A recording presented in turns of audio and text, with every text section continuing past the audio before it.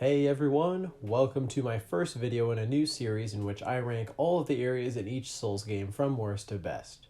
I decided to do this series out of order to switch things up a bit, and being that Dark Souls 2 is likely the most controversial of them all means that my ranking will also be a bit polarizing. Please remember that this is just my opinion and be sure to post your list in the comments below. Without wasting any more time, let's jump right into the ranking.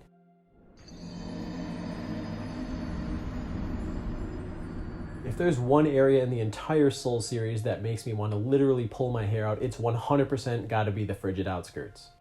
Before I shit all over this dumpster fire of an area, let me just first say that the concept of this tundra is actually not too bad. The developers wanted an area that has a set path for players to follow with an environmental hazard that intermittently obscures visibility. But in execution, this is one of the most painful areas to slog through in the entire series. First off, it's far longer than it should have been, with lots of open space with just nothing to do other than to sprint your way through, hoping you can make it alive. Second, the blizzard returns way too frequently, and third, these seemingly infinitely spawning ice reindeer are among the most infuriating enemies I've ever had to deal with in any game ever. If you finally do make your way to the end, you're met with a classic Dark Souls 2 shit boss. How rewarding.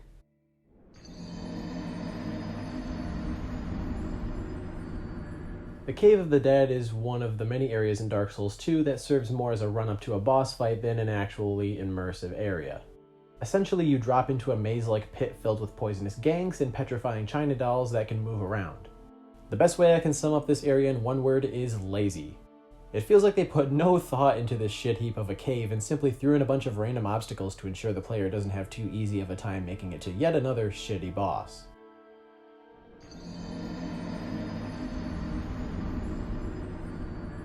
The Iron Passage has a lot in common with the Cave of the Dead, in that it's basically just a long-ass corridor filled with annoying, spammy, respawning enemies to make you want to uninstall. I do at least appreciate that there's a little bit more to do here than in the Cave of the Dead, but for the love of God, when you're just trying to make it to the Blue Smelter Demon, this area is cancerous. There's slow dudes with big maces, small dudes with battle axes, and even mages that cast a spell that causes you to slow roll. This place is absolutely brutal in all the wrong ways.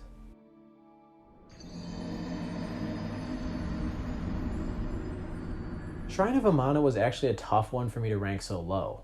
On one end of things, it's a gorgeous area and the faint harmonics in the background are outright haunting. Unfortunately, everything else about this place is infuriating. Most of the enemies here use magic from a distance and have a pretty large aggro range. This totally fucks over melee players such as myself because there are very few obstacles to block their spells with. In addition to that, you can easily fall in the water if you don't watch your footing. Typically when I go through this place, I bring a bow and draw the enemies out one at a time. This certainly works to some extent, but it takes forever and is easily one of the most dull experiences in the game, which is a real shame considering how beautiful the area is.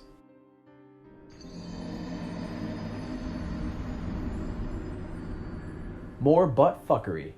That's my way of saying that the Shaded Woods is yet another area that feels like a solid idea, executed terribly due to its inherent artificial difficulty. There are multiple layers to this area, but the one that sucks the most is the part with all the fog. Within it are gank squads of transparent enemies that are impossible to lock onto and really even see at all for that matter. What's even worse is that they tend to hit and run, making it difficult to locate and kill them.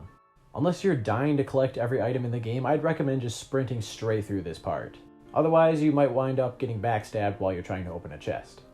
The upper Shaded Woods doesn't have the fog and it's fine, I guess. Still, it does have those annoying laughing curse jars, basilisks, and other bothersome hazards to make up for its lack of bullshit. Needless to say, this is another area that I'm not a big fan of at all.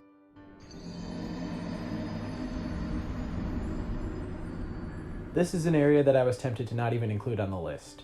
Why, you might ask? Well, it's quite literally a giant bridge that leads to the boss room of Throne Gank and Nishandra.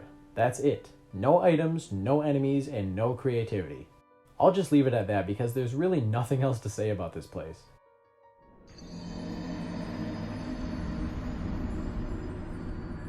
My hatred for this area largely stems from the fact that the run-up to the Executioner's Chariot is absolute garbage. The rest of the area isn't bad per se, but it's nothing all that memorable either. It's just an open forest with a bunch of hollows, a few bridges, and a cave of skeletons reminiscent of the catacombs from the previous game. This is another one that I unfortunately have very little to say about. Very blah.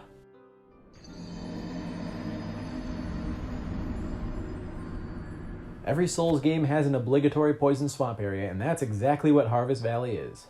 Thankfully, the poison is only really part of it, and you can easily avoid a large amount of it as long as you don't mind passing on some loot.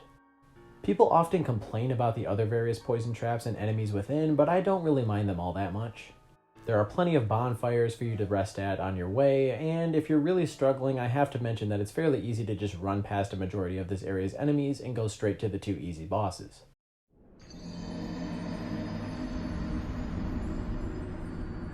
Do you like ganks? No? Well, that sucks because this area is absolutely filled to the brim with them.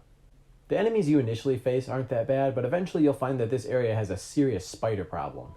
Thankfully, a torch can be wielded to deter these arachnids, but there are plenty of mages and other annoying enemies to screw you over when you don't have a shield equipped. I'm also just not a fan of the way this area is designed. There are multiple places from which you can't go back to a bonfire unless you have a homeward bone. The dull and drab design and enemy placement aren't helping either, and because of that, this is another place that I find to simply be dull and boring as a whole.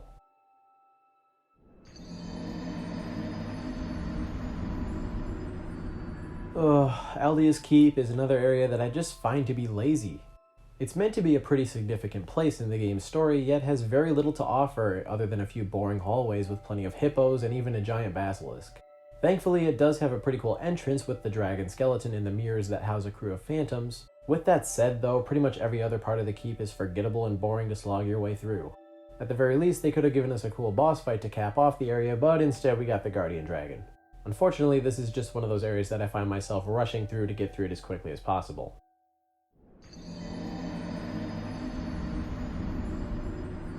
Speaking of boring areas, the Pit and Grave of the Saints make up another group of areas without much actual content.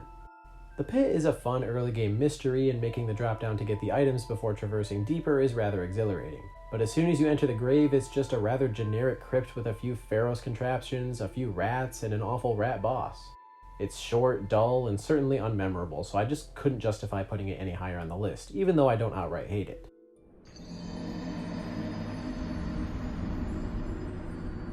Serving as one of the most unique areas in the game, the Dark Chasm is certainly a mixed bag.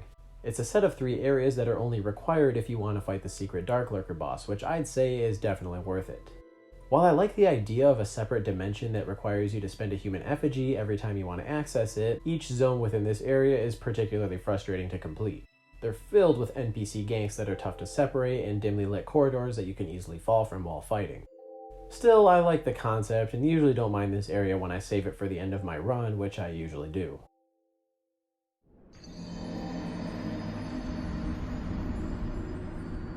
I wish I could say that we're finally moving into the areas that I consider to be at the very least decent, but the Door of Pharros is yet another mixed bag for me. This place is essentially just a long line of Pharros contraptions that have something hidden behind them. My problem with this is that it's basically just a crapshoot as to which ones are worth opening and which ones are a waste of a lockstone, because those are a finite resource. The enemies here are also rather unmemorable, consisting of toxic rats and these weird mastodons. All of this mediocrity adds up to a very mediocre overall area.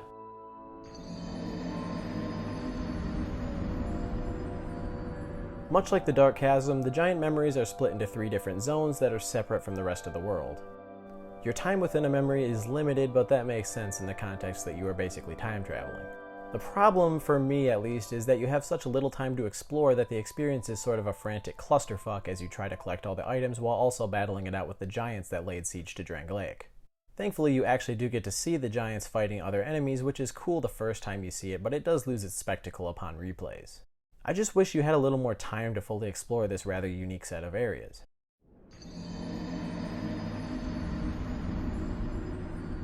One of the few areas to effectively make use of the torch mechanic in Dark Souls 2, the Gutter is actually a level that I have a good amount of appreciation for. It has a damn good atmosphere to it, sort of like Blighttown in that you feel like you're traveling to the deepest depths of hell. And not the fiery kind of hell, more like the you're making your way through Mother Nature's colon kind of hell. Thankfully, the enemies in the Gutter are largely basic, which allows players to focus on the biggest threat in this area, which is certainly falling to your doom. I understand that visually and color scheme wise, this area is pretty drab, but I feel like that's kind of the point of the Gutter. Overall, I find it to be a solid, albeit spooky area.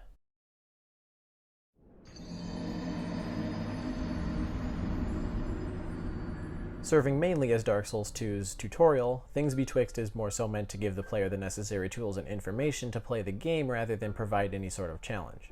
I do sort of wish that the area would crescendo into a boss fight like many of the other starter areas in the series do, but I'm also fine with it leading straight to the beautiful Majula. Thankfully, there are a few NPCs to talk to, including the crones in the first building, Dinah and Tillo's nest, and even one of those hippo things if you want to grab some early souls. This may not be the most memorable area in the game, but it has just enough content to bring you back later in your run for an Estus shard and to trade smooth and silky stones for valuable upgrade materials. With those things in mind, I think the middle of the pack is a good place for it.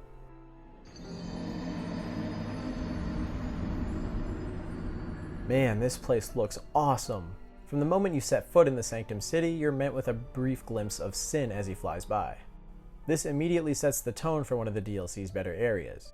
My favorite part of the city is actually the vast number of puzzles that you can use to find hidden loot and passages. Despite all its strengths, this area does still have a few major flaws. For one thing, it's ganky as all hell, and you're going to find that that's a common criticism in Dark Souls 2.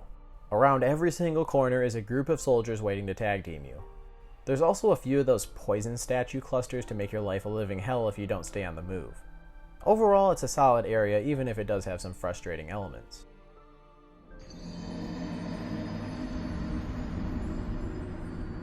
If you haven't already clicked off the video, please allow me to explain myself. This is by far one of the most hated areas in the game, but to be honest, I find a lot of the complaints that people have to be a bit unfair. First, let's talk about the enemies.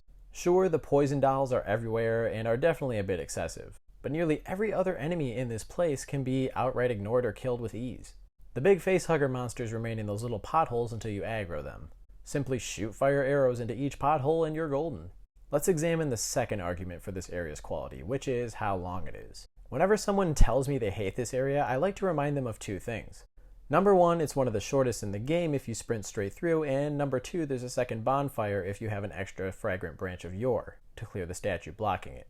So putting all that aside, what you're left with is an area that has pretty neat visuals and a rightfully eerie atmosphere, elevating it to a spot that I'm sure no one expected to see it. No Man's Wharf is probably the single most underrated area in the game.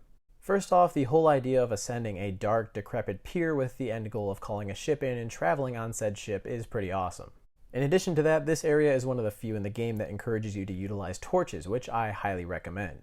There's a ton to explore here, and a lot of it could be easily missed if you sprint your way straight to kick down the shortcut. Sure, this is another one of those areas with a lot of ganks and these weird-ass A Quiet Place looking monsters, but they're not nearly as annoying as the ganks in some of the game's later areas.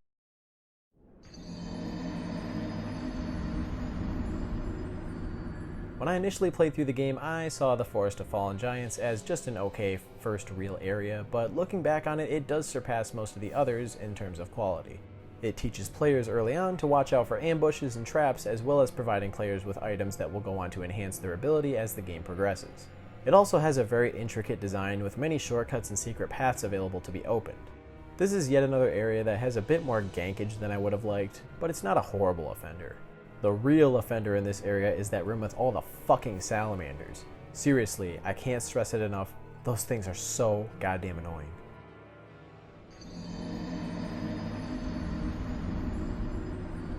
The Iron Keep is one of the more massive areas in the game, with lots of optional content to explore in addition to housing Majulad, one of the game's more useful merchants. The Iron Keep also has plenty of Alone Knights, which are actually some of the best enemies in the game. The one big problem I have with this is that there's just so many damn knights in that first area that precedes the Smelter Demon.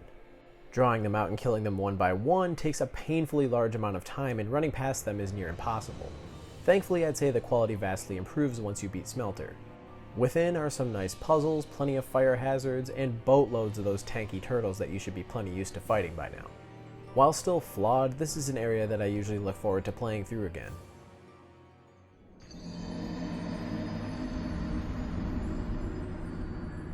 I'll be honest here, there are only two things stopping this area from making it higher on the list. Number one is that one gank room with literally a dozen enemies in it. Fuck that room and fuck its enemies. Number two is the possessed armor dudes that revive themselves if you don't use smelter wedges on nearby idols. The game doesn't provide you with many wedges until after you fully explore the tower, which can be a bit annoying. But this place is an otherwise excellent exercise in building tension, intricate and vertical design, and amazing bosses that make traversing it totally worth it. Fume Knight and Sur alone are some of the best in the series, and both are found in their respective sections of the tower. Brume Tower is also absolutely gorgeous when you're looking at it from outside. There's absolutely no doubt in my mind that this is one of the best in the DLC.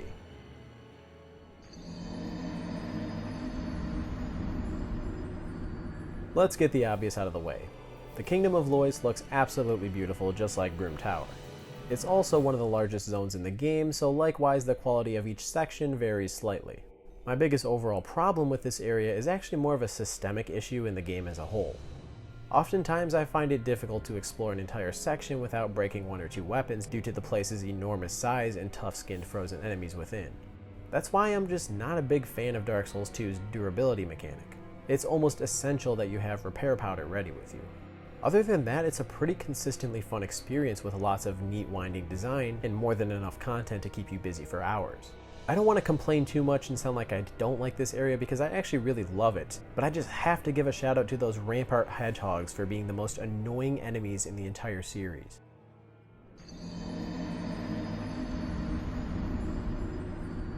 If there's one thing that the Undead Crypt undoubtedly has going for it, it's atmosphere. This is easily one of the creepiest and most chill-inducing areas in the series, from the almost silent backdrop to the mysterious rock-like tombstones, and who could forget the infamous bell that still haunts my nightmares, as it almost definitely means you're about to get eradicated by a group of Lady Pyromancers. This is another area that is far more manageable if you bring a torch, and I appreciate the design element there. Don't get me wrong, the crypt is extremely frustrating at times and hated by many, but it just has some indistinguishable quality about it that I absolutely love. Maybe it's the suspense of not knowing when you're about to get ambushed by a bunch of ghosts, or maybe it's the fact that I just think the torch element is really underrated. Either way, if you're into the horror elements of the series, the Undead Crypt has you covered.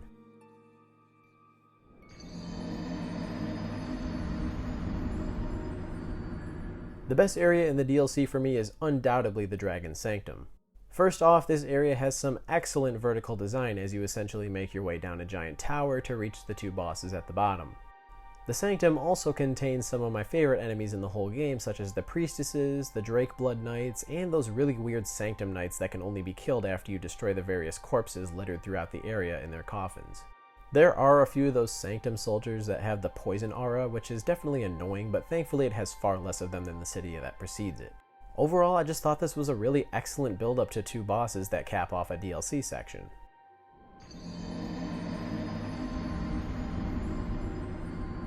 For me, the Lost Bastille represents classic Dark Souls 2.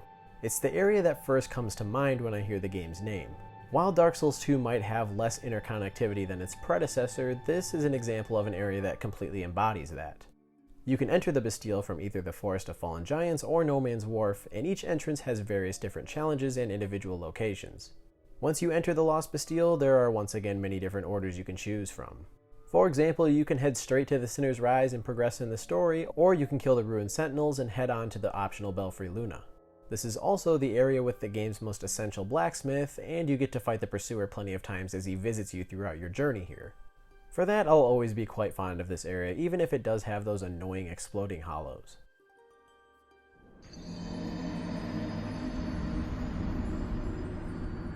You could almost say that DRANGLEIC Castle is this game's version of Anor Londo, although I can't say that it's quite as good as the latter. Still, this area has just about everything.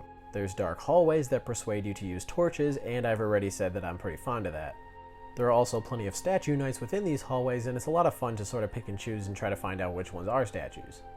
This place also has an excellent, vibrant design to heighten the spectacle of finally visiting such a big place in terms of story and lore. Lastly, it has interactive statues that can be activated to make it further in the area. This is a really cool mechanic that I wish the game utilized more often. In addition, you also get to fight the Ruined Sentinels again, and my god did these guys give me one hell of a jump scare the first time I encountered them.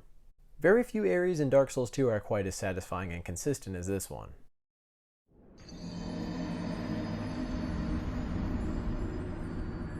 Of all the early areas, none of them left an impression on me quite like HEIDE'S Tower of Flame. Hades' Tower of Flame, HEIDE'S Tower of Flame, I'm not really sure, whatever. Either way, it's an absolutely beautiful locale and the challenges within are really awesome. The old knights represent some of the best enemies in the game in my opinion and are quite the intimidating presence for new players. There are also plenty of tough HEIDE'S knights scattered throughout the area, but they remain passive until you kill the dragon rider. This allows players to choose how to go about clearing the area. On the other side is even a more frightening challenge as you come face to face with your first dragon. If I'm being completely honest, I much prefer this encounter to the environmental hazard the dragons seen in Demon Souls and Dark Souls represent. This place really does have it all, and it's probably the first encounter in the game that I really loved.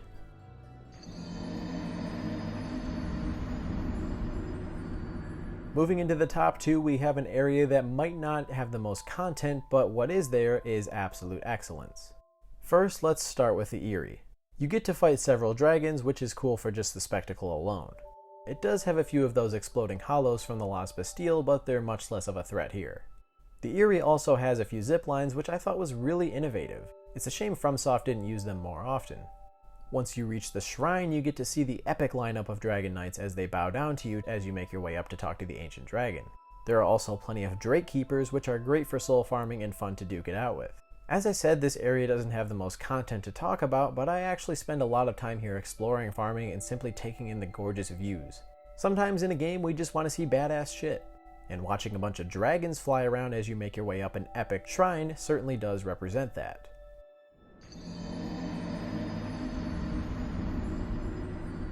What can I say? A vast majority of players would say that Majula is the ultimate hub area in the series, and I couldn't agree more. The world of Dark Souls is largely dark, violent, and unforgiving. I think the reason this area resonates with so many people, me included, is that it represents your one safehold in an otherwise brutal world. Everything is so serene and peaceful, yet in the distance you can still see the plethora of dangerous cities you will soon visit. Majula also has a direct link to several of the other areas, such as the Forest of Fallen Giants, HEIDE'S Tower of Flame, the Pit, HUNTSMAN'S COPSE, and the Shaded Woods. Part of what I loved about the first Dark Souls is how everything in the game felt so connected, or at the very least branching off. And Majula certainly is Dark Souls 2's best attempt at replicating that.